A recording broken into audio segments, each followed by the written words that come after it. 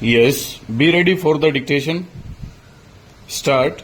Madam Deputy Chairman, from the speeches which the Honorable Minister for Planning made in this House and in the other House, and from a perusal of the note which has been circulated to us regarding the progress that has been made in the third five-year plan and the various statements of the government and the planning commission. Stop.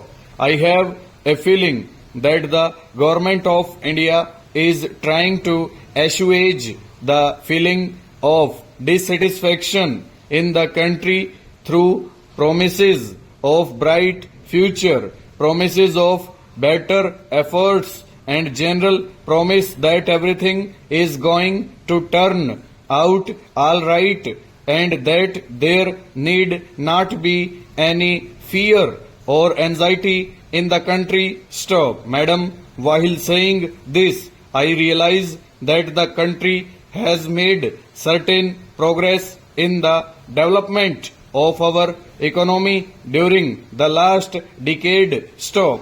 Industrial production has increased, agricultural production has increased, the productive capacity has been built up, and we have also got employment opportunities being created. Stop. Above all, we have gained valuable experience in the development of our economy, especially in planning, and these are all to the credit side of the plan. Stop. Unfortunately, madam, the price that we have paid for this progress is rather heavy. Stop. The imbalances that we have created are likely to go out of control unless definite steps are taken to see that the imbalances are corrected at the earliest opportunity. Stanza.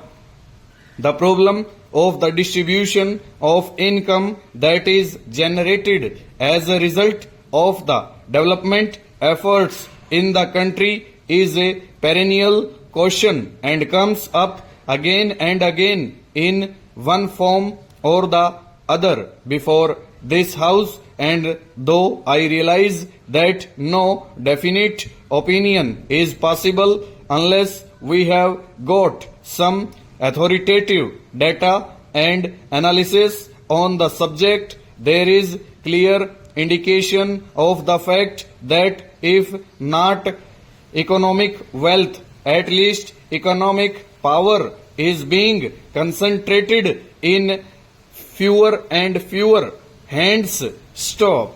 As long as economic power is concentrated in such few hands, it will not be possible for us to develop in the manner in which we like, whatever may be our regulatory and control apparatus, whatever may be our policy, whatever may be the objectives that we place before the country. Stop. Similarly, the imbalance between the rural and the urban sector is also increasing. Stop. I do not